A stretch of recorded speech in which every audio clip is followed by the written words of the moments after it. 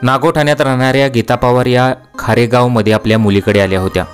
गुरुपौर्णिमेनिमित्त स्वामी समर्थ मठात जाण्यासाठी त्या खारेगाव बस स्टॉपवर उभ्या होत्या। पुढे काय घडलेलं आहे पहा। चॅनलवरती नवीन असाल तर मराठी न्यूजला जरूर सबस्क्राइब करा।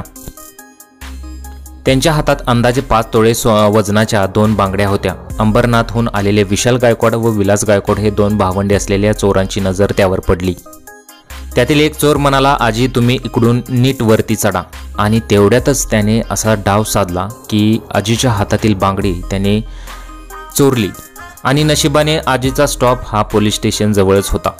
उतरताच आजीच्या लक्षात आलं की आपली बांगडी कोणीतरी चोरलेली आहे। त्यांनी आरडाओरडा केला परंतु बस तेवढ्यात हलून गेली। चोरट्यांना वाटले की आजी काही परत येऊ शकणार नाही, त्यामुळे आपली चोरी पचली असे समजून दोघेही दुसरे सवास टिपण्याच्या तयारीत होते।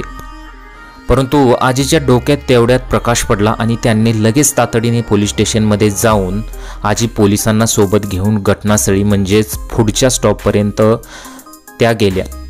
पोलिसांना बघता चोरट्यांची बोबडीच वळली। दोघेही चोर पळून जाऊ लागले, पण पोलिसांनी फिल्मी स्टाईलमध्येच त्या दोघांचा पाठलाग केला। 72व्या वर्षीही गीता पवार यांचे धाडस व चपळाई बघून पोलिसांना आश्चर्य वाटले।